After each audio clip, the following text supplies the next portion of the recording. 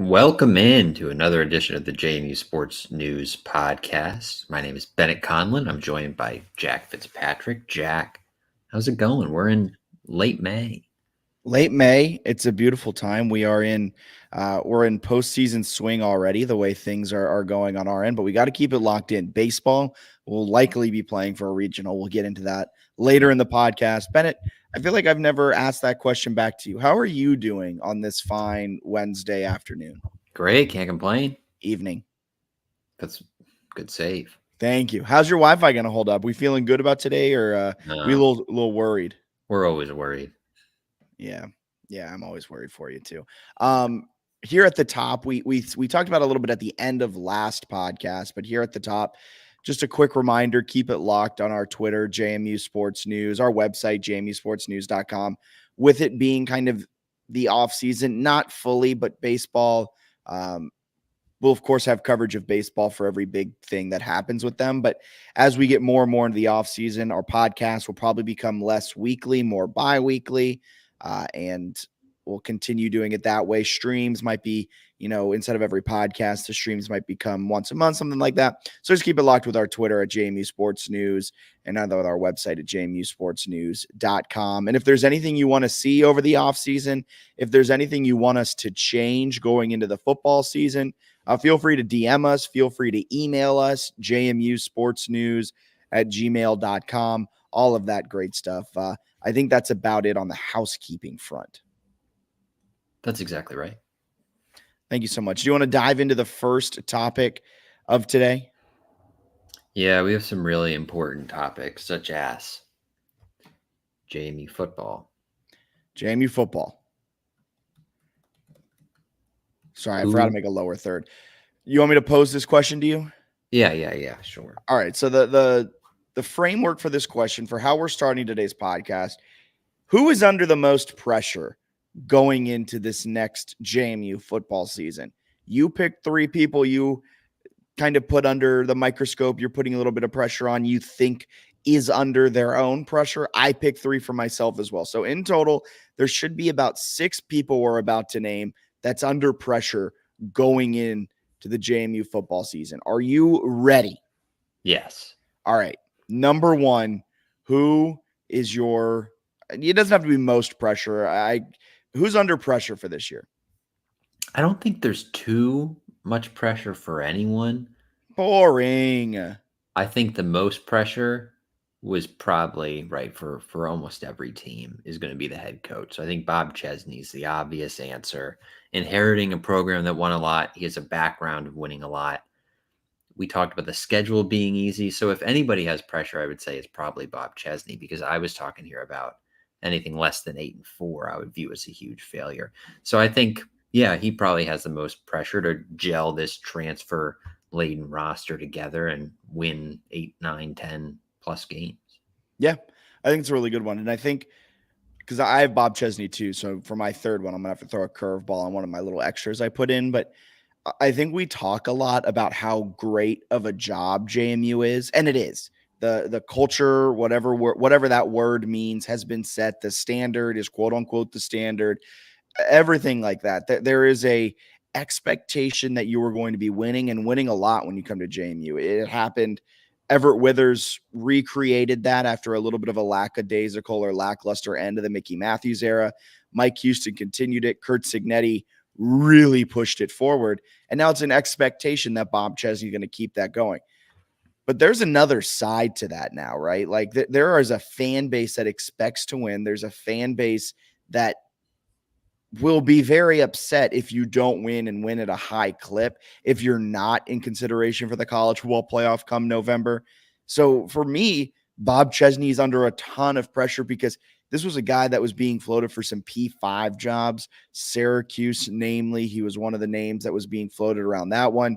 He was always kind of floating around Boston College. Heck, when Boston College became available after he took the JMU job, there was rumors that he was going to head back up there for that job or at least interview for it. That was quickly squashed, but you had all of this hype. If you kind of fall flat, all of a sudden you're in a really tough spot. New athletic director, Matt Rowan, let's say 2 seasons in, it's 2 lackluster seasons. What does he do? Is that the first big move he makes as an athletic director? And then all of a sudden, Bob Chesney goes from the next big thing to who? And I think that's a lot of pressure.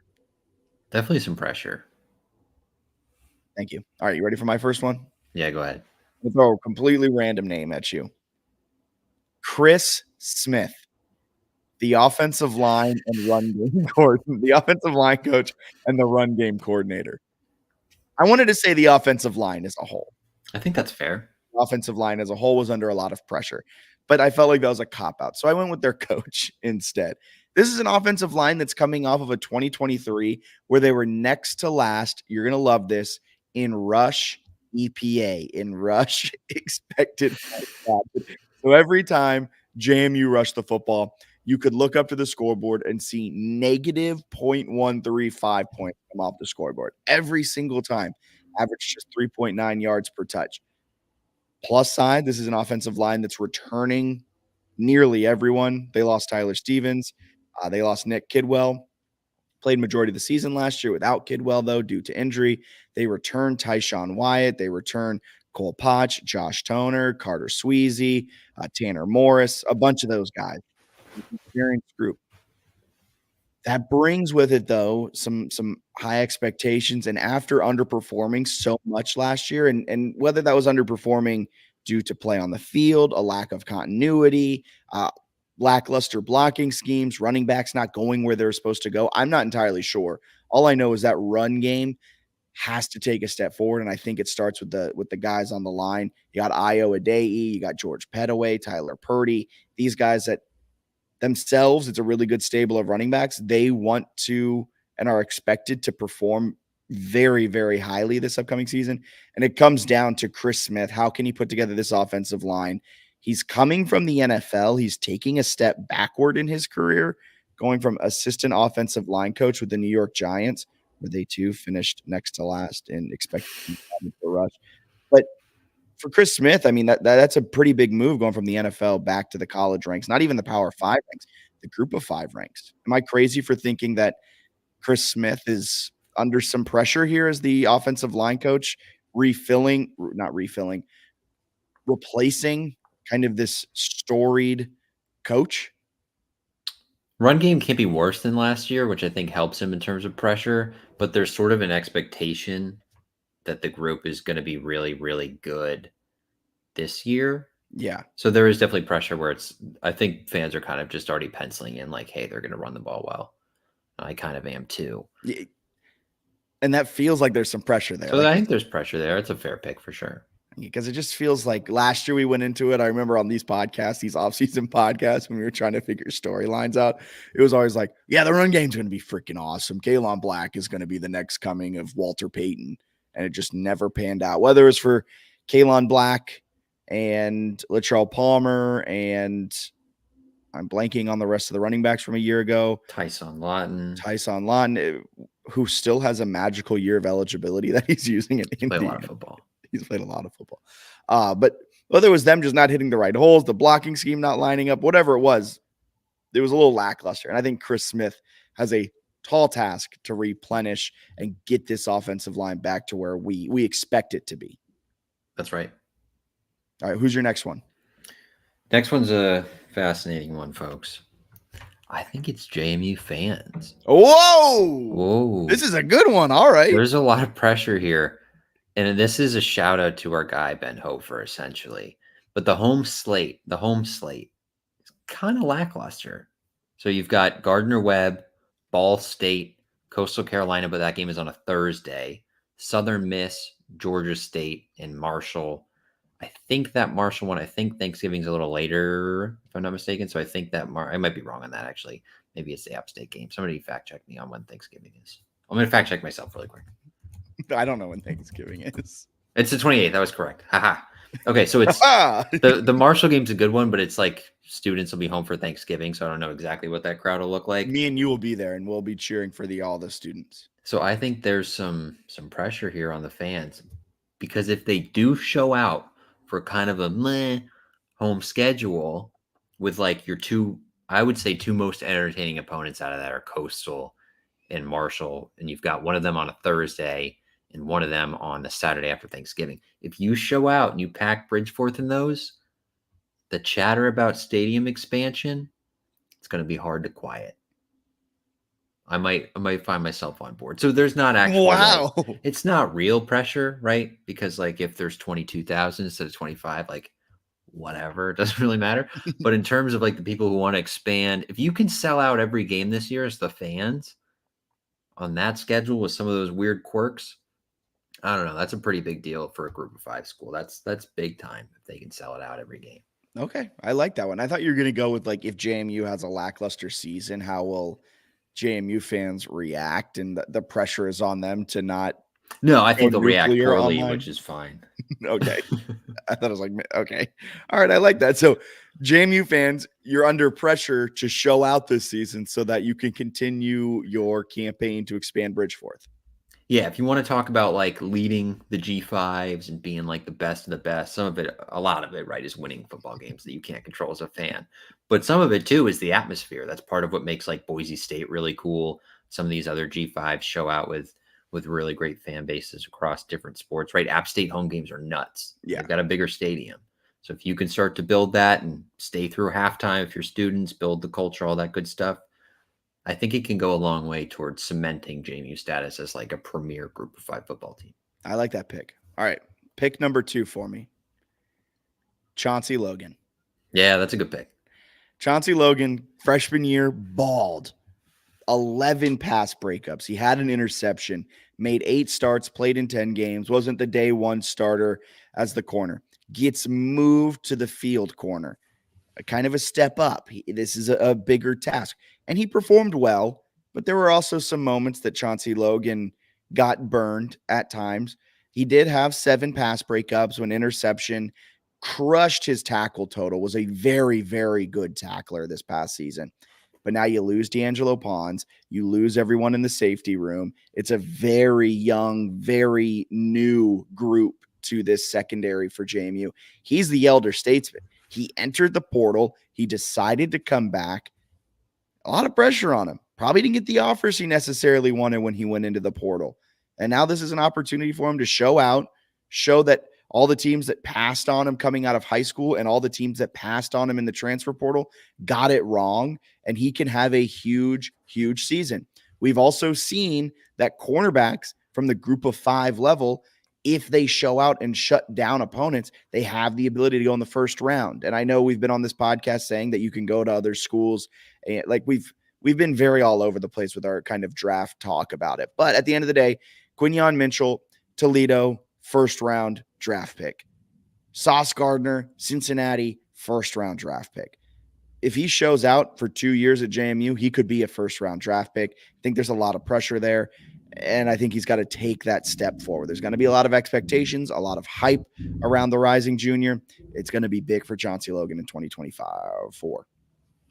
That's a big pick. Good pick.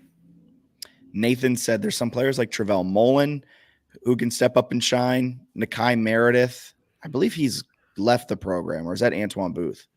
I think Meredith's off the roster. I will double check that, but yeah, I remember one of the Power 5 corner transfers from a different season was no longer on the roster, and I think it was Meredith because I think Booth was still there as I scroll slowly to corners.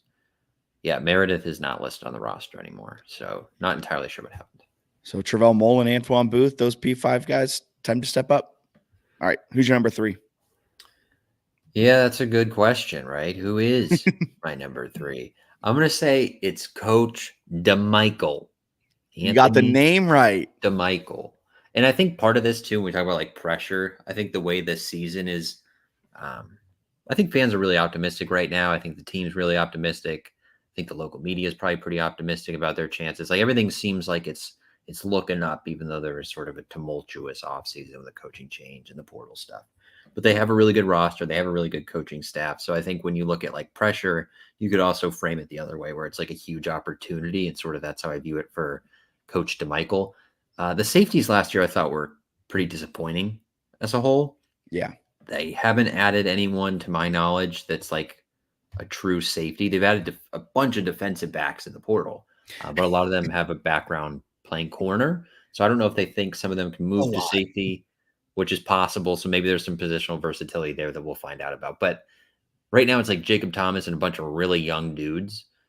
If that position group plays very well, I think Coach DeMichael becomes a rising star in the eyes of JMU fans pretty quickly. He's also the recruiting coordinator, and they've done a really nice job recruiting high school kids, I think, and then also in the portal. So I think Coach DeMichael, there's pressure certainly for the safeties to perform, but it also feels like just a huge opportunity for him if the safeties play well and they keep recruiting the way that they have and identifying talent the way that they have, where I think the one commit in the 2025 class who had like FCS offers when he committed to JMU is now getting like South Florida gave him an offer, Purdue gave him an offer. So they did a nice job getting in early there. I think Coach DeMichael could quickly become one of those like Tino Sunseri types where JMU fans hold them in that kind of regard. I love it. I love that pick. Thanks. It's a good one, man. Yeah. A lot of pressure out there. A lot of pressure. Who's your third? All right. I have 3 others because you already used Bob Chesney. We talked about Bob Chesney. True. I got 3 others. I'm going to just kind of got Dylan Morris. Yeah, that's a good one. Mainly, but I already went a player, so I don't know. So, but I mean, one had a really good year at Washington, not so great second year with Jimmy Lake. Something that I think is being kind of underreported is the fact that he's played his entire football career from Pee Wee to college in Washington State. From Puyallup, went to UW, played there, was the perfect teammate by all accounts, backing up Michael Penix, then decides to go across the country. I feel like that adds a lot of pressure. I believe there's just so much to it. The family stuff to it, the play time.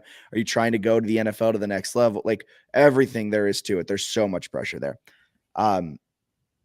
Jeff Bourne. I feel like he's under a lot of pressure in his retirement time. Look, what if does he get any heat if this? I know it's a surefire, can't fail hire. But what if it fails? Does he get any heat? I think because he's gone, I think it would almost all the attention would go to Matt Rohn and sort of like, what are you gonna do, man? Like what's happening? Like college athletics is blowing up. We're not winning the way we were. Like figure it out. So I think Bourne's just like good to go. So you think that pressure that would go to Bourne is just going to go to Rohn, but not like angry pressure, but more so pressure like, hey, bro, what are we doing?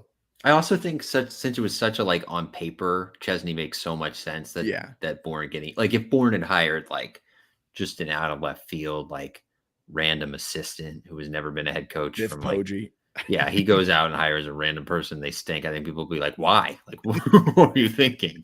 But I think the Chesney and Spradlin hires both look very good on paper. And now that he's out the door chilling at a lake house, I think he's probably okay. All right. And the last one that I have who's under a lot of pressure, the collective, NIL as a whole. If these players ball out, you got to find the money to retain them. You got to find the money to keep them. Collective, you're doing this all again next year. Collective's a great one. I think we went through the schedule maybe last week or the week before, and we talked about how November seems like the hardest chunk. I would say like the Duke Club too, and athletic director, everybody sort of high up in the athletic department. If you're starting like 7-0, like you gotta be getting cash. So there's some pressure there because I I think, right, if Chesney lives up to his hype and Dylan Morris looks good and they, Chris Smith's coaching up the O-line well, they're all clicking on DeMichael Austin. Chauncey is Logan's making recruiting. plays. DeMichael's recruiting. He's got the safeties balling out. You got to get some cash. You got to get cut because Chauncey Logan's going to take some cash if you're trying to keep him for his senior year. Yeah, because they already just had to keep him. Exactly. And you heard Nick Saban on the NFL draft. They were trying to get Quinyon Mitchell before he even entered the portal. And he never entered the portal. Just it blatantly admitting to tampering. JMU's got a bunch of dudes on the roster that feel like if they play the way I think they're capable of, like Power 5 schools will be on the phone in October. All right. I have a question for you. Okay. And this just came to me as I was doing a little research for that segment. Jersey numbers. What are your thoughts on them? Do you like when a great edge rusher is 99? I'm cool with 99. I think for the D line, you give me something in the 90s, we're good to go. You give me something in the single digits, we're good to go. It's when guys get out there and they're trying to rock something in like the 70s. Yeah, okay. Something. I guess you really any D line number I'm good with for the most part because I just feel like they have good picks. Offensive line, don't care about your number, kind of boring. Quarterbacks will throw me off. Like Virginia was rolling out quarterback wide receivers when I was covering them. They were putting like number 99, Keaton Thompson at quarterback. And I was like, you stop. They were doing snaps to 99, 98. They got a weird jersey process at Bronco Mendenhall. You got to earn your jersey number in the offseason. And they do a whole draft. Yeah, it's great for the spring game when you're trying to cover them. And you don't know who anybody is. But like, I was like Eric O'Neal's 99, the LIU edge rusher transfer that you love. You don't like it? I love that. Oh, okay. I saw that and I was like, hell yeah, 99. That just means he's about business. That's right. He stands on business, But like, I hate when a running back is like 45. That number just like looks slow. Yeah, 40. That's a tough one. That's a good call for running backs. So George Pettaway, 6, fast. 7 would be faster. Adai's got 7. See, 7's faster. 6 is almost too blocky. I would prefer him to go like 21. Okay.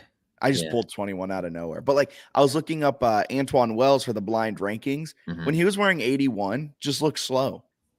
You thought he looked slow? I feel like 81's like a classic receiver number. It was in the 90s, but we're in 2024. That's interesting. Yeah. Dylan Williams is 88. I feel like high 80s. 88 looks sick, though. 88 does look sick. Yeah. I bet Des Bryant and Michael Irvin are his. And CeeDee Lamb. Yeah, that's fair. There's no 82 on the roster, no 87, no 86, no 84. So yeah, maybe that is true with the receivers. Let me find all the receiver numbers and just read them to you. Because like here, I want you high 80s if you're a receiver, or single digits or teens. That's basically what they do. All right, so you got 0, 1, 2, 8, 9, 13, 16, 19, 21. 21 for a receiver? I don't like it. That's your Yamir Knight, isn't it? No, it's Chris Lofton. Yamir Knight's got 0, which I love. Just love that player. Love that for a receiver. That makes a lot of sense. 83 for Eric Harris and then 88 for Dylan Williams. That's fine, I guess. Yeah. Do you say one of them was 85? No 85. That's a tight end number, though. Yeah. I like it when Jordan Funk's got 85 at tight end. I love when a tight end's like 45, 49, 47. Yeah, Zach Gordon throwing up or was he 44? Something like that. Okay, I just wanted to get your take on numbers, if like they impacted you at all. They definitely change how I look at, especially if you're playing well, or if you're playing poorly and you got like, if you're like a safety and you're not playing well and you got you're like 36 like or something. Number. I'm like, what are we doing? This is a special teams guy. Very fair, very fair. Now, if you're wearing 31, Cam Chancellor's number, great number. I feel like I can get behind any number if you're balling out. That's a good point. I can also turn on you pretty quickly and then quarterback. I get weird about quarterback numbers. What numbers don't you like for quarterbacks? Some of the ones in the teens I just hate. 17? 17 on like 18. 18's Peyton Manning. But that like nobody's living up to Peyton Manning. They're wearing 18 and like when's the last time It'll probably be somebody obvious. Like a college guy was balling out in 18. What did Keelan Williams wear? Be hilarious if it's 18. USC. No, he was 18.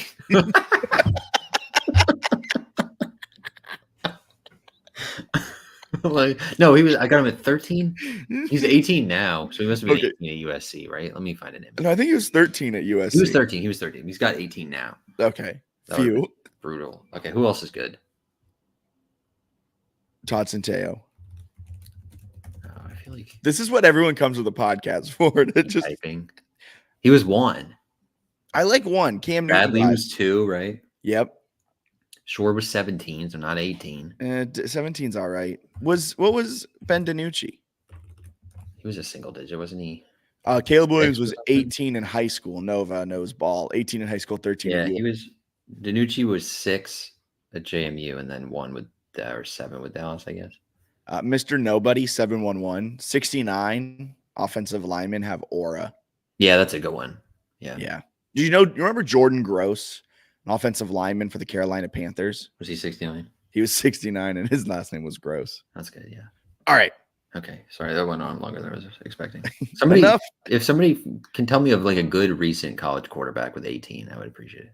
Yeah, if you know a good recent 18 college quarterback or like a weird number quarterback that succeed, like Teddy Bridgewater when he was 55 for that one preseason game for the Lions, let us know.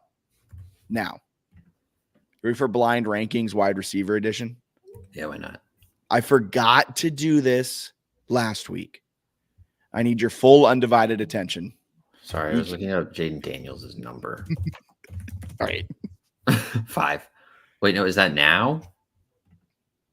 But okay, 5. Yeah, cool. Okay. So, blind rankings wide receiver edition. I'm just going to list off 5 wide receivers. Bennett won't know which name is coming next, and he'll have to list them without knowledge of what's coming next. Okay.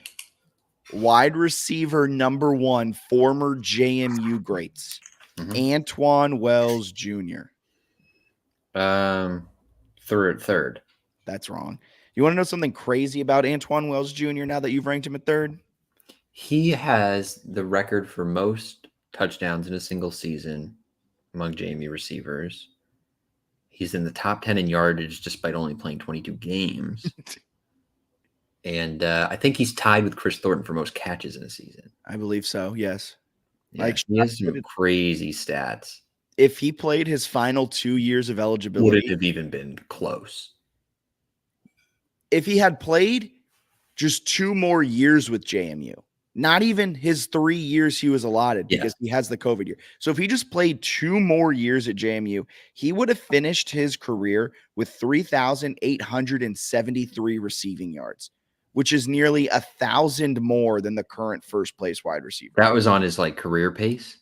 That was on his. He was averaging 84 yards per game in his first 22 games, and he was cooking that last season. Like he got better, and he seemed like he's balling in the S. Like he would have put up absurd numbers. God. So you have Antoine Wells at 3rd. Okay. I got him 3rd just because part of the thing is that he transferred, right? So I think that hurts his all-time ranking a little bit in my book. That's a good point. Number 2, Chris Thornton. Thornton's a tough one. I'm going to put him. I might have botched. I'll put him at 4. I'm going to put him at 4. Thornton's a tough one. I didn't realize just how productive he was during his 3 years as a JMU player. He was so good. He was very good. Yeah. Like, I feel like we don't appreciate what Chris Thornton did enough. Not only did he tear up FCS defenses, he tore up FBS defenses and became Centeio's favorite target. I think that's the important point for him is he balled out there. Gary Clark. Gary Clark's got to go 1, right? Really good in college, obviously. But then the NFL career kind of puts it over the top when you're looking at, I think he was like a 4-time All-Pro, 2-time Super Bowl champ. I think he's the first JMU football player with their number retired or something. Like he's good. And the pro career matters. Yeah, I agree. Like Charles Haley's probably the greatest JMU football player ever. Yeah. Because for a long time, he was the only ever player to have 5 Super Bowl rings. Right. All right. David McLeod. Yeah, I'm gonna put McLeod at, is it McLeod or McLeod? Who knows? I'm going to go with McLeod, but it could be McLeod. I was getting because I was researching today, so I don't get flamed. And I went back and forth with the pronunciation. I was like Googling stuff. I'm gonna put him second. Okay, so Just consistent. He was consistent. He's first in career receiving yards. Really, really solid. I think the other thing that's so hard about all of these positions, and we were super recent for, I guess we were pretty recent for running backs and quarterbacks, but the game has changed so much that it impacts receivers a lot more than like running backs. Like Mickey Matthews loved to run the ball. So you could argue like modern running backs have a harder time reaching some of those stats. They were not throwing the ball the way they throw the ball now. Like Chris Thornton, very, very good. Also beneficiary of like dropping back 30 times a game. Pass heavy scheme where he was the number one target and they're scheming stuff to get him open. So the last guy, he's going to be third. He's going to be fifth on your list. Kind of a slight to Ernest Payton. That's a tough one. Maybe you put Thornton down below. Ernest Payton did some good stuff. I thought you might go with Macy Brooks. I was thinking Macy Brooks. But yeah, Ernest Payton had some great stuff. Ernest Payton leads all JMU players in career receptions. He played from 1997 to 2000. Like you said, a time period when you just weren't throwing it more than 20 times a game. So that means he was getting at least 10 to 15 targets a game. And we weren't watching 97 to 2000 football. So if you're a listener and you were watching JMU football during that time period, let us know about Ernest Payton, because was the team just funneling 90% of their targets to this guy? That is a lot of targets to get that many receptions to still lead it in 2024. That's a lot. That's a lot. I think you can make a pretty good case that if you're re-ranking it, I could listen to you putting Payton in at anywhere from like 3 to 5. But you could, if you want to move him up, you could. Thornton, I think, probably belongs at, no, his stats are nuts. I think, okay, so if you're going off of JMU stats, I think Wells is actually fifth. I could see that. I think it's the challenge with the Wells ranking is how much you're viewing like overall talent, because like he's going to play in the NFL. I think Antoine Wells is the most talented JMU wide receiver ever. Who had like the best individual like his 2021 when he had the most receiving yards in program history, most touchdowns in program history, and then tied for the most catches in program history. Yeah. Just gross. And if he stays all 4 years, he's the undisputed best, arguably, if you're looking at JMU career only, Antoine Wells, if he used all 5 years of his time in college, would have gone down as the best JMU player ever, regardless of position, regardless of anything. I truly believe that. And so his first season was 2020, right? Yeah, so they played 8 games. That didn't count. And the quarterback situation was kind of trash in 2020. Yes. Right? They went between Johnson and Maloney and had COVID issues and was kind of gross offensively, especially in the first half of the year. And then if like the defense doesn't collapse, he gets a national championship game where he has a chance to show out. That could have been something against Sam Houston. I guess special teams maybe collapse more than the defense in that one, but a lot of what ifs with Antoine Wells. And then to start 2021, he was kind of banged up and injured. And then he got healthy and took off at the end of 2021. So it's just like he played 22 games. 8 of them were with who at quarterback. And let's say another 4 of them, he was playing with an injured, what was it? Hamstring or oblique or something? I think it's some ankle stuff too. Or at least he's had ankle stuff in South Carolina. Yeah, but he's been banged up a bit. But the other thing too, right, is he did play with Thornton. I think is in 2021, right? Where they overlap. Actually, per my numbers, they both played in 2020 and 2021 at JMU. Okay, both years. 2021, like Wells was clearly the number one option. Yes. So if you're ranking, it's hard to rank Thornton ahead when it's like they played together, and this dude was just better. So, so I think that's part of like my thought process. But yeah, you could go almost anywhere, except I think putting Clark anywhere other than 1. Yeah, I agree. Yeah. All right. That's a fun one though. Here's a question for you. Hit me. As we move through blind rankings. Do we even attempt offensive line? No. I'm Okay. so sorry to the offensive line lovers out Because there. there's nothing There's I no can look at. stats. Yeah. Maybe you go off of like the 2021 offensive line, like just as Oh, pick complete like units. even then we would be down But with like the knowledge. Yeah. That's a hard one. You'd have to bring on a real expert. just looking forward at the potential positions that are going to come through these blind rankings, we're going to do an edge rusher / defensive lineman coming up, but that will probably lean more to ends and Just because of edges stats. than defensive tackles. Like Mike Green Yeah. was great, but he doesn't show up in any records. Right. Corners, maybe corner safety duo. I don't know. Like, I feel like we've run out of some of the fun skill positions to do it. Like, we probably won't do a tight end. What No, are we I going to don't- compare? It's tough. Could do we could even just lump in like defenders if we want to really get crazy with ourselves. Ooh, that might actually give us more content. Could do a punter. Ooh. Harry O'Kelly Punter versus slash Ryan kicker. Hansen. Yeah. Hansen could go down as an all-time great. Hansen is going to go down as an all-time great. Fair enough. Camden Wise, Ethan Radke. We've had a lot of pretty good kickers recently. Yeah. Remember when we all didn't like Wise and then he like went on a heater? Yeah, it was like he's not that guy. And it was just like Yeah, and then I was like, oh, he's that guy. all right, yeah, whatever. Fine. All right. Moving on. You want to talk baseball real quick? Do you want to talk about their chances at getting an at-large bid right now? That it's 8:13, so they are about 43 minutes into their first round game in the Sun Belt tournament. I don't think it's even started yet because it's 8:30 Eastern. Oh, my fault. I got everything. But I think the game before him took forever too, so it might be like a late start. Ross Orr 11 said Scott F. in Norwood. Wide right, baby. Wide right. Also played soccer. He did. A great soccer player too. That helps him out. Baseball, I think if they win one game, they might be good. You think just one game? I think one could do it based on some of their numbers, especially if the losses aren't ugly. Maybe you get 2 wins, but they're right there, man. As long as I feel like if they don't go winless, they got a chance. Currently 43rd in the RPI. Nice. Their only opportunities for a quad 1 loss will be against Coastal or that's it. Their only quad 1 loss could come against Coastal. Louisiana would be quad 1, wouldn't they? They got to have the best RPI. Yeah, you're right. They didn't play him this year.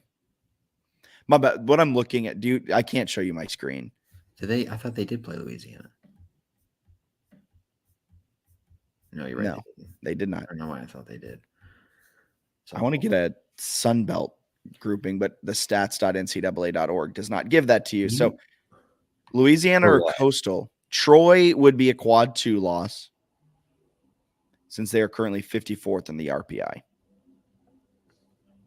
Yeah. That game is also dangerously close. It's to like moving they to a do quad bracket game. instead of pool play, right? Yeah. Yeah. ACC always throws me off with their pool play. But they get Georgia Southern today, which I think that's quad 2. They're like 68th or something. They are 66th, which would be a quad 2 game. Yes. Fine. Good win opportunity there. Yep.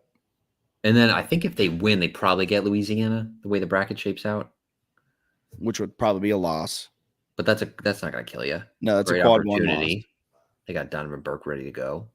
I love the game 2 starter putting Donovan Burke there. Yeah. It would be not like a colossal disappointment. It would be a little mini choke job if they don't get in. Do you think they can do you think if they lose 2, they don't get in? I think then it's like coin toss. Okay. Should be fun. If they get 1, I think they got a good chance. And then I've seen a few projections of them in the Charlottesville regional. With we going? EA, which would be really cool. I think I'll be out of town, but it would be really cool for them to play him because there'd be some purple there. But even more so, I've seen him a lot. It's like the 3 seed, the 2-3 game, depending on like the 2. I've seen West Virginia, and then I've seen. Oh, do you just drop Louisiana? They're gonna win this thing. Auto bid. That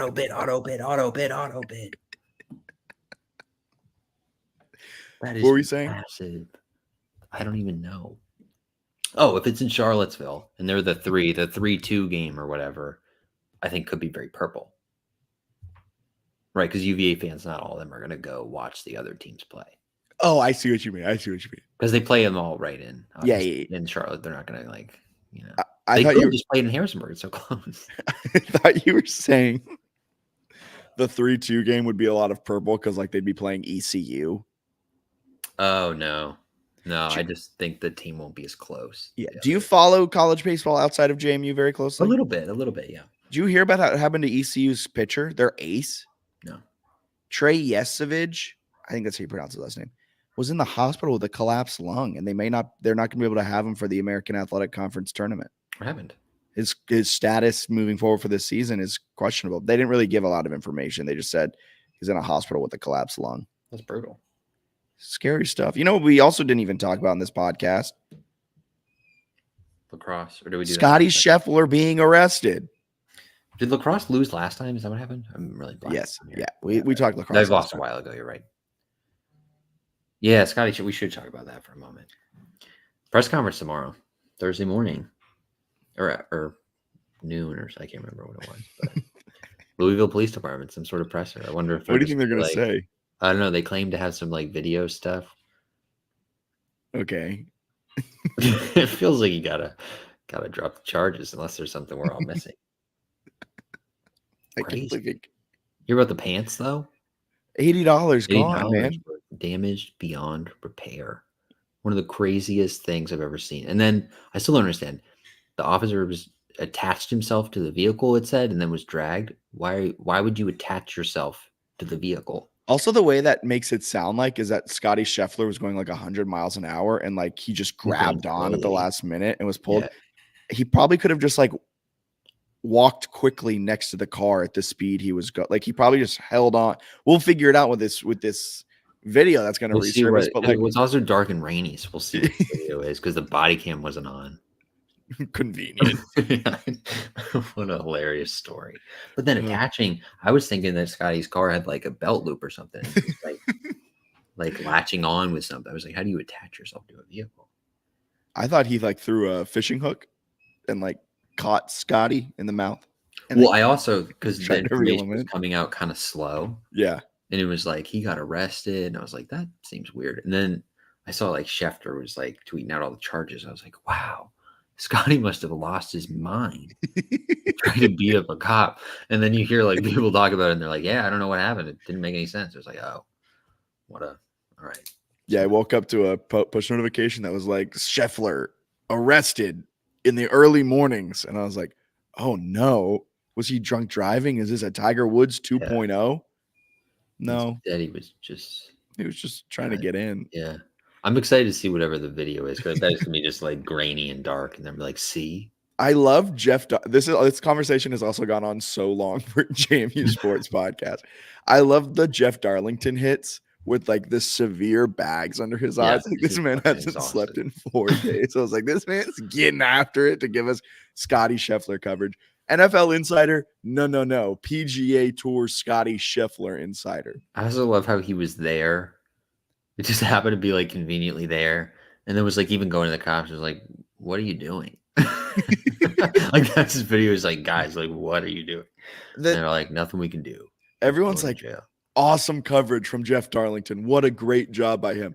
No, he just happened to arrive at the right time, which I know like half 99% luck, right? That he's like the car behind or whatever. And then they go around to him and they're like, oh, that's Scotty Scheffler. Get out and film. Do you imagine what this coverage would be like if Darlington wasn't the car behind him and instead it was like Colin Morikawa? Just like he said, she said. Yeah. Like there's no firsthand account. Yeah. That's tough. Seems tough for Detective Gillis and company to have like a car of reporters being like, that's not what we saw. Oh. All right. Moving on from all of that, all the Scotty Scheffler talk brought to you by the JMU Sports News Podcast. You know what I didn't do? I have to put it in now and post. Bet Online ad. Oh man, I'll that's have to all right. I'll have to record it and put it back in the. Let me fire some listener questions at you. Oh, I was going to ask you. Okay. Just give me just a second. We only have a couple. Daniel Merriman, dream out of conference matchups for JMU men's basketball next season, and then excitement level on the quote unquote announced women's basketball games and tournament. Sounds like they're playing some Power 5 foes. I think that was said on Sound Off. Yep. Okay. During the coaches' caravan. Yes. At Hardywood in Richmond, Virginia. Okay. I'll start with women's basketball. I love what Coach O does each year. Now, it seems like they haven't necessarily had the same level maybe the past couple of years, but generally, it seems like he goes out and tries to schedule some of the best opponents that he can, and he's getting back to that this year with some P5 teams. I'm excited for that. Should be some good tests. Hopefully, the team comes together, and hopefully the team plays like an experienced squad that I think they're capable of. And I'm very excited to see what these transfer point guards bring to the team because they need to cut down on those turnovers. That's right. I think North Carolina State and Stanford were at least 2 of those Power 5s, if I remember. Yeah. For men's basketball, my dream, excuse me, that was a good yawn. My dream out of conference matchups: Arkansas, Kentucky, sure, Marquette, Gonzaga, UCLA, Duquesne. Yeah, because Bronny James is going to transfer there. Yeah. Well, I think he's staying in the draft, but throw Duquesne in anyway. Throw Duquesne in for fun. Florida. Throw in Duquesne under the impression that Bronny will be there, and then the lineup shows up. You're like, what the? Alabama, UConn. I would on a more serious note. All of those would be fantastic, and you said dream, Daniel. So I'm going to dream. I would love VCU. I would love a local North Carolina. I would love Charlotte. I would love Charlotte's your dream at a conference matchup. Okay, look, I'm going more realistic now. No, my dream Moonsky, Vandy. Yeah, of course. Let's do a revenge tour. Vandy, Indiana, ECU, Morehead State. No, they will not revenge on us. No. That's a revenge game for Spread. Holy Cross. We did very well by them. Good answers. Okay. Let's go to... What a question from Cup Show. Oh, I didn't even see that. It's on the screen now. Please read it aloud. Hell yes. Who do you think will win Ohio State, Michigan this year? Ohio State. I think Ohio State gets it, Ryan Day. What about you? I think whoever the winner of that game is part of my dream out of conference matchup. Unless he's talking hoops, in which I think Dusty May brought in some good transfers. So Michigan. So Michigan men's basketball, Ohio State women's basketball, Michigan softball, Ohio State football. Okay. Next question. Parlay it. This is from our guy, CL Nogs. What? Is that an L? I always thought it was an I. It looks like an L on the hand, like the at. Yeah. Yeah. Huh. Well. Anyway, how insanely dope would a Charlottesville regional with JMU in West Virginia be? Scale of Ramsey Bolton to Agent Stansfield. You know who either of those people are? Who's Ramsey Bolton? It says GOT. Is that a Game of Thrones thing? Ramsey Bolton. Okay, that's the actor. Okay. No, it's a fictional character. Yeah, you're right. Sorry. It's Lord Ramsey Bolton, born Ramsey Snow, was the legitimized bastard son of Rose Bolton, Lord of the Dreadfort, and the unidentified wife of a miller. Be honest with you, I never got past a season. I'm going to be honest with you. I never even watched a single season. So that one seemed like a good reference. The other one was... Agent Stansfield is portrayed by Gary Oldman. The corrupt and mentally DEA agent has been named as one of the greatest cinema's villains. What movie is he in? Oh, he's from Leon the Professional. Is What's that movie? Is Ramsey Bolton considered like a loser? I don't know. Because the agent seems This like dope, podcast right? has So gone. would he be dope? The dopest level is the agent, and then I think Ramsey so. Bolton's the lowest. I think I don't so. know. You have to come up with a TV character in between those. That's your answer. How insanely dope with the Charlottesville Regional with JMU and UVA. Jake Peralta, Brooklyn Nine-Nine. Oh my God, you don't watch that type of TV either? No, I never seen that one. Although I think I would like it. Just okay, Eddie Simper. All right, good answer. Okay, from Craig Mack. This podcast has just gone. 9-finger Craig with the ghost pinky. Will anyone from JMU Baseball get drafted? To which CL Noggs replied, yes. Fenwick Trimble's got to get drafted, right? Yeah, I was looking at the roster just to get figure out the who's draft eligible, because baseball's so weird with draft eligibility. Because if you're a junior, you're draft eligible, right? Yeah. But there's a lot of guys. You got Mason Dunaway, Hunter Ensminger, Donovan Burke, Brendan O'Donnell, Fenwick Trimble. Doesn't Vogotsky throw gas? I think so. Sometimes you get drafted if your ERA is like trash and you throw gas. So it's Mizuki throws some gas, if I'm not mistaken. They got some guys. They definitely. I would be surprised if they don't get anyone. And then Trimble just nukes the ball and he's 6'3", 200. So yeah, and there's 20 rounds in the MLB draft. Yeah, used to be like 150. Yeah, 3 years post high school players are eligible. That's right. Yeah, baseball's just weird.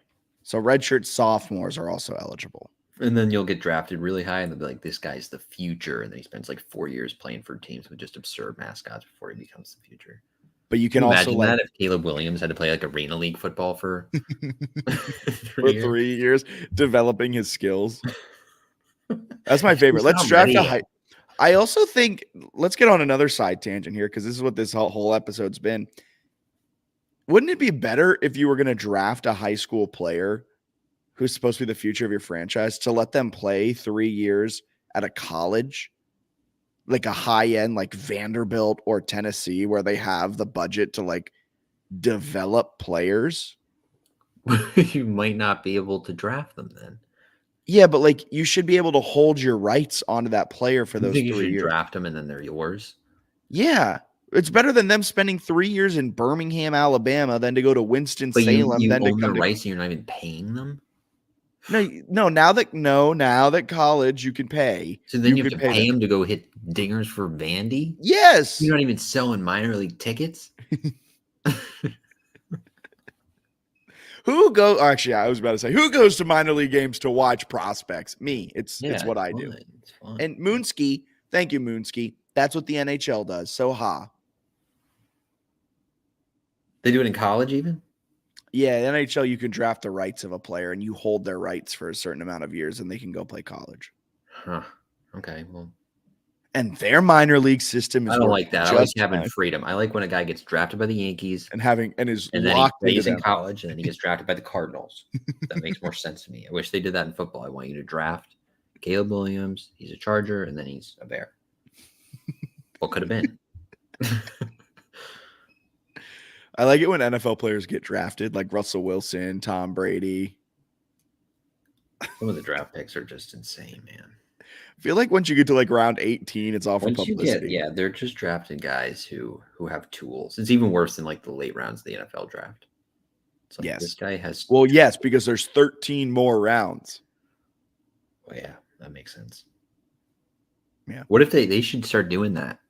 A lot more JMU guys would get picked if they did 50 NFL. There used to be a lot of NFL draft rounds. Why they cut it down? How many draft rounds did there used to be?